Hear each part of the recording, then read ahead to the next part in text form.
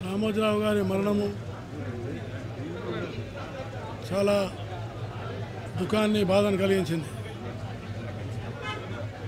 రామోజీరావు గారు వారు ఒక వ్యక్తి మాత్రమే కాదు, ఆయన ఒక గొప్ప సంస్థగా నేను భావిస్తున్నాను.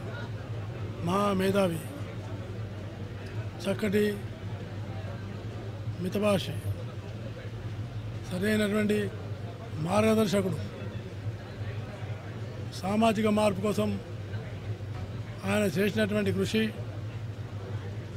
అనర్గళమైనటువంటిది.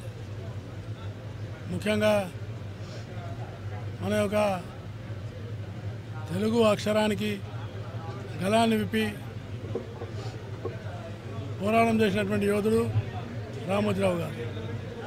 అలాగే తెలుగు భాష గురించి, తెలుగు సాహిత్యం గురించి, మన తెలుగుదనం గురించి, తెలుగు సంస్కృతి గురించి ఈనాడు ద్వారా, ఈటీవీ ద్వారా ఆయన చేసినటువంటి సేవలు దేశము, ప్రపంచము అందరూ కూడా తప్పకుండా గుర్తించుకుంటారని నేను భావిస్తున్నాను.